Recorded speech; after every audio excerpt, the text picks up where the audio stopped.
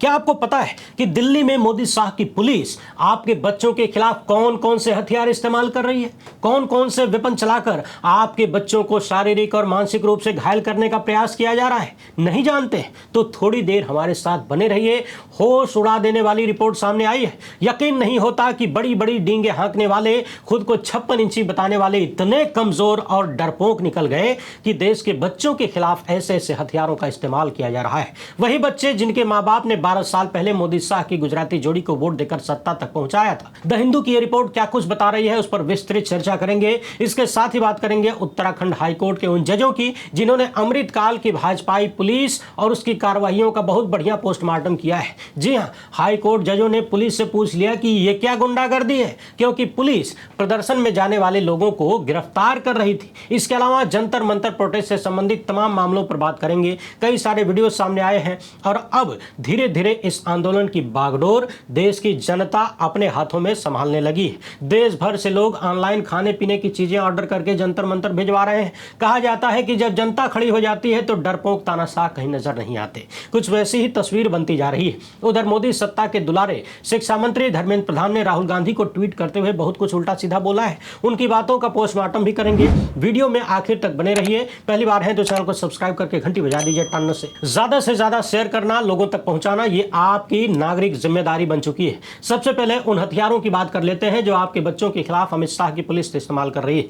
The Hindu की इस खबर का शीर्षक देखिए। लिखा गया है कि दिल्ली में प्रदर्शन करने वालों के खिलाफ पैलेट गन और शॉक बैटन्स का इस्तेमाल हुआ है। अब आप सबसे पहले तो ये जान लीजिए कि पैलेट गन क्या होता है। यह आमतौर पर ऐसी बंदूक या छोटी बंदूक होती है जिससे एक साथ में बहुत सारे छोटे छोटे किसी धातु या रबर की छोटी छोटी गोलियां निकलती हैं बहुत तेजी से। आसान भाषा में इस बंदूक से एक गोली नहीं बल्कि दर्जनों छोटे छोटे छर्रे निकलते हैं और ये छर्रे एक मुश्त एक व्यक्ति पर यदि पड़ जाएं तो पूरे शरीर पर एक साथ चोट पहुंचा सकते हैं। कहने को ये प्राण घातक नहीं है, लेकिन इसके लगने से जो दर्द पैदा होता है वो बहुत घातक बताया जाता है। वो प्राण घातक भी हो सकता है। कहा जाता है कि यह सामान्य बंदूक और गोली से कम घातक हथियार है, लेकिन यह बहुत गंभीर चोट पहुंचा सकता है। आंख में लग जाए तो आंख की रोशनी जा सकती है, आंख फूट सकती है, हड्डी टूटने से लेकर गंभीर जलन, बेहोशी और कभी कभी मौत तक का कारण बन सकती है। यानी इसके इस्तेमाल से सबकी मौत हो जाएगी ये नहीं कह सकते, लेकिन कईयों की मौत हो भी सकती है। और मौत न भी हो तो आजीवन आप इसकी चोट को याद रखेंगे, ऐसा चोट मारती है। फर्क इस बात से पड़ता है कि ये छर्रे आपके शरीर के कौन से हिस्से पर किस तरीके से किस पोजीशन में लगे।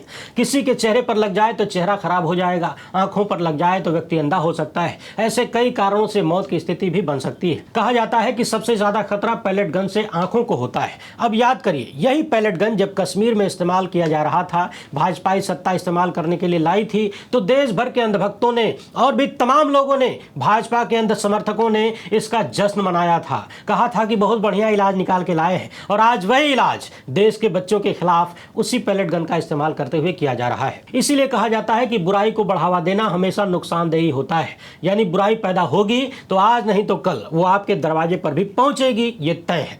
कश्मीर में इन बंदूकों का इस्तेमाल होने के बाद एक मेडिकल रिसर्च की गई। जुलाई से नवंबर 2016 के बीच 777 आंखों की पैलेट इंजरी का रिकॉर्ड देखा गया और इससे पता चला कि पैलेट गन से आंख की चोट कितनी व्यापक और गंभीर हो सकती है। कई मामलों में चोट इतनी ज्यादा हो जाती है कि बहुत लंबा इलाज या सर्जरी करने की जरूरत पड़ती है। आंख में छर्रा घुस जाए, कई बार आंख की रोशनी जा सकती है या आंखें खत्म हो सकती हैं।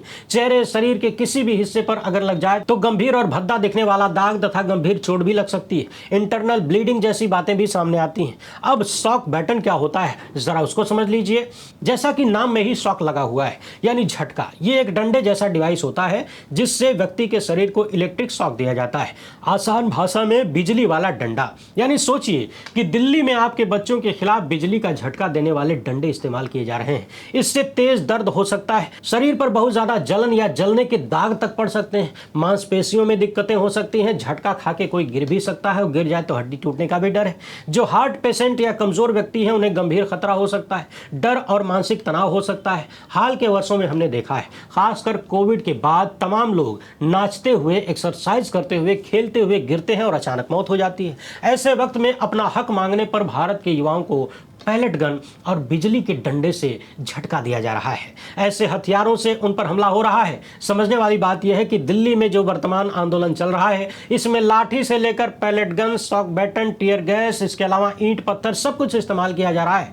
बार बार यह आरोप लग रहा है कि दिल्ली पुलिस ने ही कथित रूप से ट्रकों में भर भर के ईंट पत्थर मौके पर पहुंचाया था, क्योंकि प्रदर्शनकारियों का तो कथित रूप से बैग और पॉकेट सब कुछ चेक हो रहा है और अपनी अपनी जेबों में कोई कितना पत्थर लेके जाएगा, क्यों लेकर जाएगा। जो पहले से ही गांधीवादी आंदोलन का ऐलान कर चुके हैं, वो भी डरे हुए हैं कि अगर हमारी तरफ से कुछ गलत होगा तो सामने वाले भी हमला करेंगे, जाहिर तौर पर करेंगे। मगर सोचिए कि दोनों को एक दूसरे में भिड़ा के सत्ताधारी आनंद ले रहे हैं। सवाल है कि क्या लाठी और बंदूक मारने का बहाना ढूंढने के लिए पुलिस ने खुद ही ईंट पत्थर का इंतजाम किया और कथित रूप से अपने ही पाले हुए गुर्गों से पहले पुलिस पर ईंट पत्थर चलवाए ताकि पुलिस वाले लाठी चार्ज करने को तैयार हो जाए, पीटने का बहाना मिल जाए। अभी दिल्ली पुलिस पर बहुत सारे गंभीर आरोप लग रहे हैं। सादे कपड़ों वाली पुलिस से लेकर महिलाओं के साथ बदसलूकी की ऐसी तस्वीरें सामने आ रही है जो गुजराती जोड़ी की सरकार की पोल खोलती है। द हिंदू की यह रिपोर्ट बता रही है कि शेख इरशाद मंसूरी को पैलेट गन से नुकसान पहुंचा। यह दिल्ली में पैलेट गन के इस्तेमाल का पहला मामला बताया जा रहा है। हालांकि दिल्ली पुलिस ने इसे पूरी तरह से खारिज किया है, गलत खबर बताया है। मिस इन्फॉर्मेशन फैलाने वालों पर कानूनी कार्रवाई की धमकी भी दी जा रही है। मगर समझने वाली बात यह है कि अगर पैलेट गन वाली इंजरी हुई है तो किसी न किसी ने तो चलाया होगा। आम आदमी के पास तो यह सब होता नहीं है, तो फिर प्रत्यक्ष को किस प्रमाण की जरूरत है। बिना आग के धुआं वो हो नहीं सकता। बिना वर्दी वाले जो प्रदर्शनकारियों पर हमला कर रहे थे, उनके बारे में पुलिस का कहना है कि वो स्पेशलाइज्ड डिटेक्शन यूनिट या इंटेलिजेंस विंग से होते हैं, इसलिए वो लोग बिना वर्दी के पहुंच जाते हैं। हालांकि उन्होंने आगे की पूरी डिटेल नहीं दिया। उधर दिल्ली के ही additional DCP north east Delhi Sandeep Lamba ने एक महिला प्रदर्शनकारी को ऑन कैमरा थप्पड़ मारा था। इसका वीडियो पूरे सोशल मीडिया पर वायरल है, लेकिन पुलिस की तरफ से इस पर कोई रिएक्शन नहीं है। बाकी महिलाओं के साथ इस प्रदर्शन में किस तरह की बर्बरता की गई है, कितनी नीचता कुछ पुलिस वालों ने दिखाया है, वो तमाम वीडियो में सामने आ रहा है। पिछले दिनों तमाम प्रदर्शनकारी युवा ये भी कह रहे थे कि पुलिस ने जो बैरिकेडिंग लगाया है लोहे का, उसमें भी करंट लगा दिया। एक नहीं बल्कि कईयों ने ऑन कैमरा आरोप लगाया कि दिल्ली पुलिस ने बैरिकेडिंग में करंट लगाया है ताकि बच्चों को झटका लगे, और अभी तो बाकायदा रिपोर्ट बता रही है कि स्टन गन से करंट लगाया जा रहा है। अब आप सोचिए कि अपना हक मांगने पर, सरकार की जिम्मेदारी, जवाबदेही मांगने पर मोदी सत्ता आपके बच्चों के साथ क्या क्या कर रही है।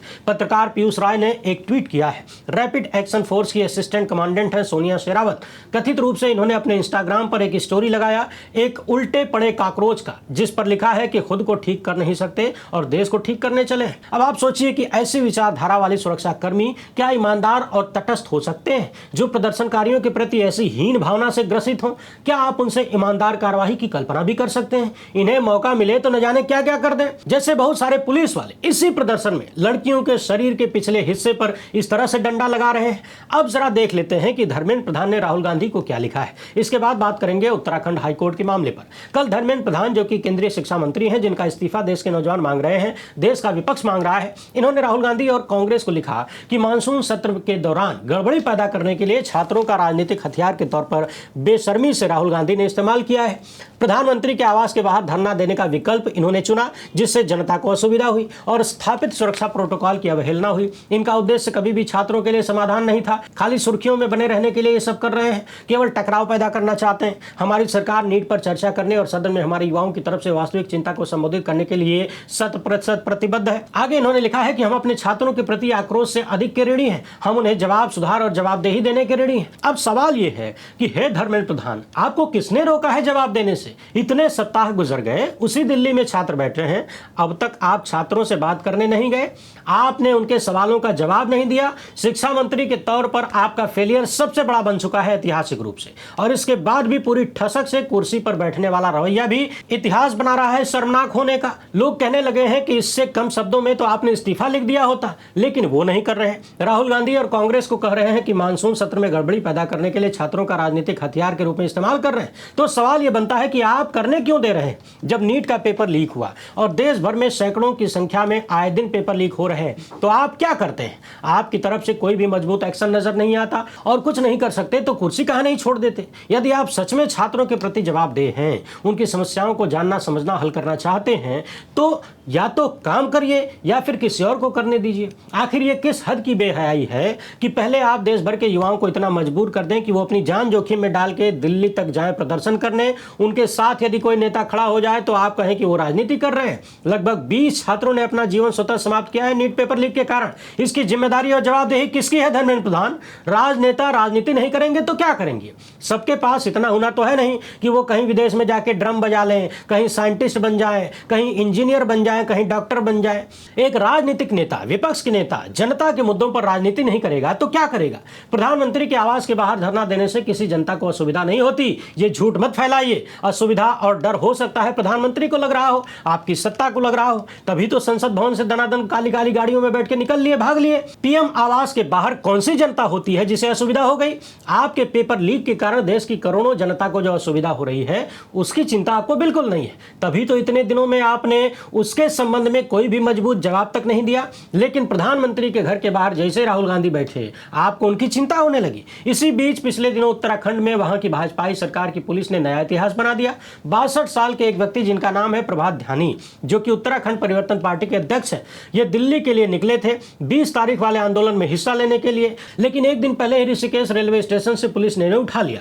परिवार तक को नहीं बताया गया कि किस कानून के तहत पकड़ा गया, कहां रखा गया, शारीरिक स्थिति कैसी है, तबीयत कैसी है, ऐसी कार्रवाई क्यों की गई, किसी को नहीं बताया गया। हैबियस कॉर्पस के तहत जब इनके लोग उत्तराखंड हाईकोर्ट पहुंचे, इसकी सुनवाई जस्टिस रविंद्र मैठाणी और जस्टिस सिद्धार्थ शाह कर रहे थे। सुनवाई के दौरान राज्य सरकार की तरफ से कहा गया कि उन्होंने प्रभात ध्यानी को छोड़ दिया है और अब वो अपनी मां की अभिरक्षा में है। तो अदालत ने तुरंत सवाल किया कि वो व्यक्ति वयस्क है, 62 साल उम्र है, उन्हें सीधे क्यों नहीं छोड़ दिया? मां की अभिरक्षा में देने का क्या अर्थ निकलता है? और उन्हें पकड़ा क्यों गया? पकड़ने और छोड़ने से जुड़ा हुआ जो भी दस्तावेज है वो हमको दीजिए। दिया क्यों नहीं? उन्हें किन परिस्थितियों में और किस कानून के प्रावधान के तहत रोका गया? दिल्ली जाने से उत्तराखंड की भाजपाई सरकार ने पहले तो कहा कि ये पूरी तरह से कानूनी था। तो अदालत ने पूछा कि बताइए वो कौन सा कानून है, कौन सा ठोस आदेश था जिसका प्रभात ध्यानी ने उल्लंघन किया था? और अगली लाइन बोलते हुए उत्तराखंड हाईकोर्ट के इन 2 जजों ने भाजपाई पुलिस के एक्शन का पूरा पोस्टमार्टम कर दिया। कहा कि यह पुलिस की मनमानी या गुंडागर्दी जैसी कार्रवाई है, यह विशुद्ध गुंडागर्दी है। आपके पास ऐसा करने का अधिकार कहां से था? अदालत ने पूछा कि क्या किसी प्रदर्शन में भाग लेना अपने आप में संज्ञेय अपराध है? क्या पुलिस बिना वारंट कोई कार्रवाई कर सकती है? हाईकोर्ट ने कहा कि भारत के नागरिक को देश में कहीं भी आने जाने का अधिकार है, केवल दिल्ली जाने या प्रदर्शन में शामिल होने की इच्छा के आधार पर उत्तराखंड पुलिस उसे कैसे रोक सकती है? इसके बाद भाजपाई पुलिस ने जो जवाब दिया जरा आप उसे सुनिए। इनका कहना था कि हमने बीएनएसएस की धारा 163 के तहत कार्रवाई किया, जो कि किसी तत्काल खतरे, दंगे, सार्वजनिक शांति भंग या जीवन सुरक्षा के खतरे को रोकने के लिए हमें शक्ति देती है। तो हाईकोर्ट ने पूछा कि क्या धारा 163 का प्रतिबंध उत्तराखंड में भी लागू था? क्योंकि प्रभात ध्यानी तो उत्तराखंड में थे, जब वो दिल्ली पहुंचते तब इस धारा का उल्लंघन हो सकता था, यानी जहां ये धारा लागू थी। पुलिस ने पहले उन्हें ट्रेन से कैसे उतार लिया? यानी कुल मिलाकर भाजपाई राज की पुलिस पहले तो कथित गुंडागर्दी करते हुए किसी को भी किसी भी हाल में कहीं से भी उठा लेती है, और फिर जब अदालतों में अपनी बात रखनी होती है, तर्क और तथ्य देने होते हैं, तो खटिया खड़ी बिस्तरा गोल नजर आता है। इसीलिए मैं बार बार कहता हूं कि यदि देश की अदालतें संवैधानिक रूप से संविधान को दिमाग में रखकर कानून का पालन करवाने लगें और जिम्मेदार पुलिस अधिकारियों को जवाबदेह बनाने लगें, जिम्मेदार लोगों से जवाबदेही मांगने लगें, तो फिर 1 साल नहीं, 1 महीना नहीं, 1 हफ्ता भी नहीं, 1 दिन भी नहीं, 1 घंटे में बहुत कुछ बदल सकता है। पुलिस अधिकारियों की मनबड़ाई इसीलिए हद से ज्यादा हो चुकी है क्योंकि उन्हें कहीं ना कहीं ये भरोसा मिल गया है कि अदालतें उनका कुछ नहीं कर पाएंगी, उन्हें बचाव मिलता रहेगा। उधर जंतर मंतर आंदोलन के खिलाफ कथित रूप से बांटने की नई रणनीति की शुरुआत भी हो चुकी है। इसे लेकर अभिजीत दीपके क्या कह रहे हैं उसे सुनिए। छात्रों के इस आंदोलन पर मशहूर सिने कलाकार अभिनेता नसीरुद्दीन शाह क्या कह रहे हैं उन्हें भी सुनिए, और अंत में नेता प्रतिपक्ष राहुल गांधी ने क्या कहा है उन्हें भी सुनिए अंग्रेजी में। कल हमने इस वीडियो में कायदे से सवाल उठाया था कि नेता प्रतिपक्ष बार बार अंग्रेजी क्यों बोलते हैं, वही बात दोबारा हिंदी में भी तो कह सकते हैं ताकि उनकी बात की पहुंच बढ़े, लेकिन शायद बात अब तक ठिकाने तक पहुंची नहीं है। बहरहाल आप लोग सबकी बातों को सुनिए और अमृतकाल का आनंद लेते हुए जाइए। वीडियो को ज्यादा से ज्यादा लोगों तक पहुंचाइए, ये आपकी जिम्मेदारी है। हेलो एवरीवन, हमारा प्रोटेस्ट सिर्फ और सिर्फ जंतर मंतर पर हो रहा है, तो मैं सभी लोगों से कहना चाहता हूँ अगर आपको प्रोटेस्ट में शामिल होना है तो जंतर मंतर आइए।